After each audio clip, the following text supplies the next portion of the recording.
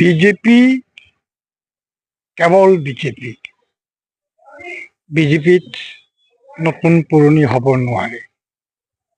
মনে প্ৰাণে যি বিজেপিক ভাল পায়, বিজেপিৰ কাৰণে সৰ্বস্ব ত্যাগ কৰিবৰ কাৰণে যিজন সদায় সাজু আছে সেইজন বিজেপি। আৰু বিজেপিত কোনো ভেদাভেদ নাই, নতুন পুৰণিৰ কোনো কথা নাই। বিজেপিক যিজনে কোনোবা এজন নতুন হ'ব পাৰে, তেওঁ যদি অন্তৰৰ সৈতে বিজেপিক ভাল পায়, সেইজনক আমি গামোচা পিন্ধাই আমি আদৰি ল'ব লাগিব। মই মোবাইলত ছ'চিয়েল মিডিয়াত দেখা পাইছোঁ আৰু অন্তৰত মই বহুত দুখ পাইছোঁ। আমাৰ বিজেপিৰ ঊৰ্ধ্বতম নেতাসকলে মাজে মাজে ৰাইজক কৈ থাকে, ব্যক্তিতকৈ দল ডাঙৰ, দলতকৈ দেশ ডাঙৰ।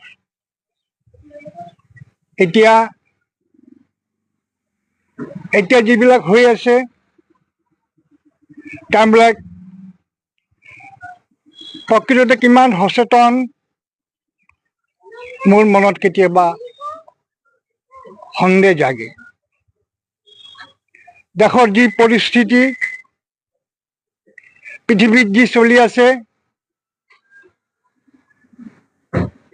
যি ভয়ংকৰ দৃশ্য আমি চৌদিশে আমি দেখি আছো, যুদ্ধ যুদ্ধ যুদ্ধ, মানুহ মৰি আছে, গোটেই পৃথিৱীত অৰ্থনৈতিক সংকট দেখা দিছে। আমাৰ ভাৰতো হাৰি যোৱা নাই, তাৰ পৰা কোনো দেশ হাৰি যোৱা নাই।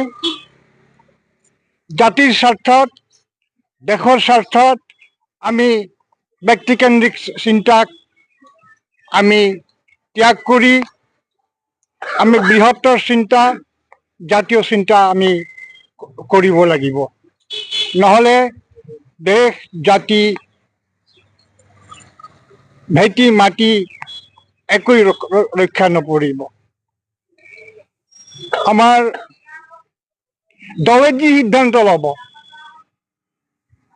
ব্যক্তিতকৈ দল ডাঙৰ, দলে যি সিদ্ধান্ত ল'ব, যাকেই বাছনিত যাৰ নামেই উঠিব, বিজেপিক ভাল পোৱা প্ৰতিজন মানুহে সেইজন মানুহৰ হৈ থিয় দিব লাগিব। ব্যক্তি নহয়, আমাৰ কাৰণে প্ৰতীক। আমাৰ প্ৰতীক হৈছে কমল, পদুম ফুল। পদুম ফুলৰ ওপৰত কোনো কথা নাই, ইয়াত কোনো ব্যক্তি নাই। পদুম ফুলৰ কাৰণে আমি ত্যাগ কৰিবৰ কাৰণে আমি সদায় সাজু হৈ থাকিব লাগিব। আৰু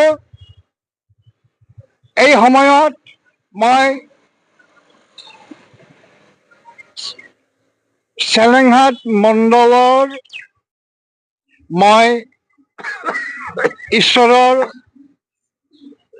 নিৰ্দেশত এই অধমেই চেলেংহাট মণ্ডলৰ বিজেপিৰ মই প্ৰতিষ্ঠাপক হয়।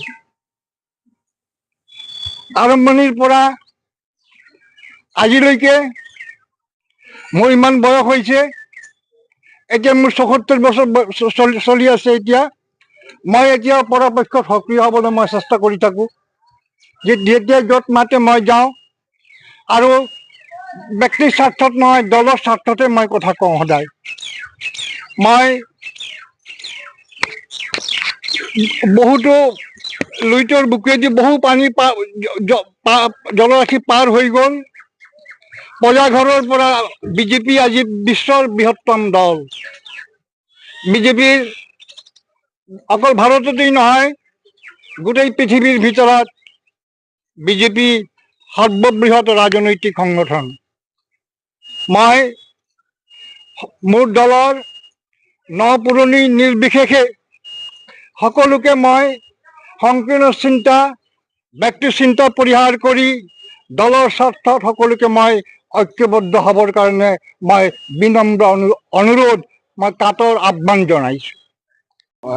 বিজেপিতেই নহয়, চব দলতে ইলেকশ্যনৰ সময়ত হয়। আৰু যি হওক, যি এতিয়া দেখিছোঁ, যিয়ে অলপমান বিৰোধিতা কৰিছে বিজেপি, দলে। তাৰ ভিতৰত প্ৰাৰ্থীয়ে তেওঁলোকৰ দাবীদাৰসকলে এনেই সঁচা মিছা কিছুমান কথা ক'ব, কিন্তু পুৰণা কৰ্মীৰ মাজত তেনেকুৱা ধৰক বৰ্তমান বিধায়কে মানে বিৰোধিতা কৰা আমি দেখা নাই। মইতোতো দুবাৰ মণ্ডল সভাপতি, আমাকতোতো গুৰুত্ব দিছে। আৰু তেনেকে যিসকলে দলৰ কাম কৰি আছে, বিধায়কৰ লগত সং দিছে, বিধায়কৰ ওচৰত যদি নাহি আঁতৰ পৰা যদি কিছুমান কথা কয়, সেইটোতো মানে আমি সহ্য নকৰি বা আমি ভাল নাপাওঁ। আৰু 2 নম্বৰ যিসকলে কৈছে, মই তেওঁলোকক আমাৰ নেতৃত্বতে তেওঁলোক আছিলে, মই তেওঁলোকক ইয়াৰ পৰাই মই অনুৰোধ জনাওঁ, আমাৰ এতিয়া বিসম্বাদ নকৰি দলে যিজনকে প্ৰাৰ্থিত্ব দিয়ক, একেলগে সকলোৱে মানে আগবাঢ়ি আহি তেওঁক সহায় কৰাটো বাবে মই অনুৰোধ জনাইছোঁ। আৰু দ্বিতীয়তে, এজন বিধায়ক, ৰানিং বিধায়ক, তেওঁ বিশেষকৈ আমাৰ এতিয়া নতুন এটা মণ্ডল আমাৰ জড়িত হৈছে। গতিকে এই যিজন মানুহে 24 ঘণ্টাৰ ভিতৰত 16 ঘণ্টা দিনে ৰাতিয়ে কষ্ট কৰি আছে, সেইজন মানুহে টিকেট পালে আমি টিকেট পোৱাটো বিচাৰোঁ। আৰু আমাক লাগে সমষ্টিটো। আমাৰ সমষ্টিটো জিকিবলৈ হ'লে আমাৰ ৰানিং বিধায়কজনৰ আমাৰ খুবেই প্ৰয়োজন। আৰু তেওঁ বাদে বেলেগে আহিলে কিমান দূৰ আমি দলীয় কৰ্মীয়ে যে জিকাব পাৰিম এইটো কথা নহয়, ব্যক্তিগত প্ৰাৰ্থীজনৰো কিছুমান ভোটাৰ থাকে। গতিকে আমি চাওক, আমি 2টা টাইম কৰি 2বাৰ বিধানসভা ইলেকশ্যনত আমাৰ যেতিয়া ৰূপজ্যোতি কুৰ্মী আমাৰ দলত নাছিল, আমি 2জনকে আমি ইমান যুঁজিলোঁ দলীয় কৰ্মী, কোনো এবছৰ আমি আমাৰ প্ৰাৰ্থীক জিকাব নোৱাৰিলোঁ। ৰূপজ্যোতিয়ে জিকে, ৰূপজ্যোতিৰ বিৰুদ্ধে যিমানেই গায় ৰূপজ্যোতিয়ে জিকি যায়। গতিকে আমি উপায়বিহীন হৈ ৰূপজ্যোতিক আমাৰ দলত আনিবলৈ বাধ্য হ'লোঁ। আৰু বাই ইলেকশ্যনত তেওঁ যথেষ্ট, এজন ব্যক্তিয়ে 3 মাহ বেলেগ দলৰ পৰা জিকি পদত্যাগ কৰিছে, কিমান সাহসত তেওঁ পদত্যাগ কৰিছে। গতিকে আমাৰ দলীয় কৰ্মীৰ ওপৰত বিশ্বাস ৰাখি তেওঁ পদত্যাগ কৰি আকৌ বাই ইলেকশ্যন খেলিছে। গতিকে বাই ইলেকশ্যনত বিপুল ভোটত তেওঁ জিকি গৈছে। আৰু এতিয়া যিটো পৰিস্থিতি, এই পৰিস্থিতিটো আজি নতুন সমষ্টিবিলাক হোৱাত আমাৰ বিৰোধী পক্ষৰ কোনবিলাকে টিকেট পাইছে তেওঁ আমি লক্ষ্য কৰিব লাগিব। তেওঁলোকক পৰাভূত কৰিবলৈ হ'লে আমাৰ ৰানিং বিধায়কজনৰ খুবেই প্ৰয়োজন। গম পোৱা নাই, যদি কোনোবাই কৰিছে ইলেকশ্যনত সেইসকলৰ প্ৰতি ব্যৱস্থা গ্ৰহণ কৰা যাব, সেইটো দলীয় কাম হ'ব। গতিকে এতিয়া পৰ্যন্ত মই কিন্তু বিশেষ নেমলি ক'ব বিচৰা নাই। গতিকে আমি ইমান সুন্দৰকৈ চলি থকা এটা মৰিনী সমষ্টিত ইয়াত যদি 2-1 একো কৰিব নোৱাৰে, এপাচি শাকত যেনেকৈ এটা জলকীয়া একো কাম নকৰে, ঠিক 2-এটা মানুহ ওলাবও পাৰে, ওলায়ো একো কৰিব নোৱাৰে। আৰু যদি সঁচাকৈ ওলাইছে, এই ইলেকশ্যনৰ পিছত সেয়া ব্যৱস্থা হ'ব, দলীয়ৰ যদি নীতি ভংগ কৰিছে। এইবিলাক বহুত পুৰণা মানুহ, পুৰণা বিজেপি হিচাপত আমি আছোঁ। আৰু আমাৰবিলাকৰ কোনো সংঘাতো নাই। কোনোবা এজন ব্যক্তিয়ে যদি কিবা এটা কৈছে আমি নাজানো, আৰু সেইজনৰ গোটেই আমাৰ মৰিনী সমষ্টিটোত ৰূপজ্যোতি কুৰ্মীক ভাল পায়। ইয়াত আৰু তাৰ দ্বিতীয়টা মানুহক দিলেও কোনো নিজিকিব। আৰু আমাৰ সেইটো হেৰি আছে, তেখেতে বহুত কামো কৰিছে আমাৰ ইয়াত। আজি কালি পৰহি ৰাস্তাটো আমাৰ তৎক্ষণাত বনাই দিছে। গতিকে ইয়াৰ পৰা নাগিনীজানলৈকে একদম পাহাৰলৈকে বনাই দিছে। আৰু তেনেকুৱা এজন মানুহক আমি কোনেও কেতিয়াও বেয়া নাপাওঁ। আমাৰ পুৰণা নতুন এই কথাটো একো হেৰি নাই, এনেই মানুহবিলাকে নিজৰ মতলবী কাৰণত এইবিলাক কথা কয়। গতিকে আমি কোনো ইয়াত আমি চবেই মিলা মিছাকৈ কাম কৰি আছোঁ। বিশেষকৈ আমি কেইজনমান বহুত পুৰণা মানুহ, পুৰণা বিজেপি।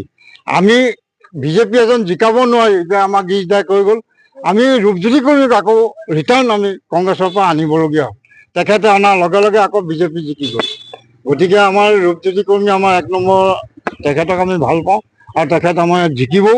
আৰু অন্য দলৰ যিমানেই নহওক কোনো নিজিকিব।